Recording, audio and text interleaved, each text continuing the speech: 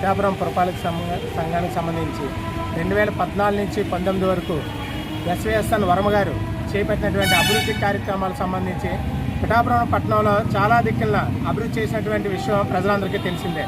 దానికి సంబంధించి శిలాఫలకాలు ఏర్పాటు చేయడం జరిగింది. గత ప్రభుత్వం అలాగే అధికారులు వాళ్ళ యొక్క నిర్లక్ష్యం లేదంటే వాళ్ళ యొక్క కక్షపూర్తి ధోరణో తెలియదు కానీ చాలా శిలాఫలకాలు వర్మ గారి పేరు కనబడకూడదనే ఉద్దేశంతో శిలాఫలకాలన్నీ కూడా అట్లా పడగొట్టడం జరిగింది. ఈ మధ్యకాలంలో ముఖ్యంగా ఎలక్షన్ కూడా ఉన్న ఎలక్షన్ టైంలో పడిపోయిందని చెప్పి కమిషనర్ గారు చెప్తున్నటువంటి శిలాఫలకం మున్సిపల్ ఆఫీస్ బయట గేట్ బయట ఎడం పక్క ఉంది. అది ఒక వెహికల్ గుద్దీసి పడిపోయింది అంటున్నారు. అంటే ఇప్పుడు అడిగితే బయటకు వచ్చింది.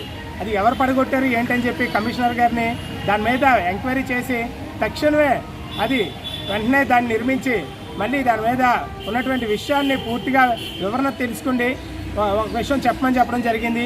ఈరోజు కోట వెనకాలటువంటి సత్యంతల గుడి దగ్గర కూడా ఒక శిలాఫలకాన్ని పడగొట్టడం జరిగింది.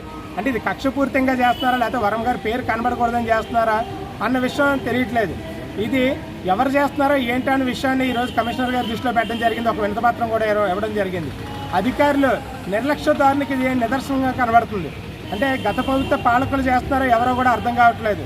ఇది వెంటనే తక్షణమే చర్యలు తీసుకోండి. శిలాఫలకాలు మళ్ళీ పునర్నిర్మించి వాళ్ళ మీద పోలీస్ కంప్లైంట్ ఇచ్చి తగు చర్యలు తీసుకోవాలని చెప్పి ఈరోజు పట్టణ తెలుగుదేశం పార్టీ నుంచి మేము అందరం కూడా డిమాండ్ చేస్తున్నాం.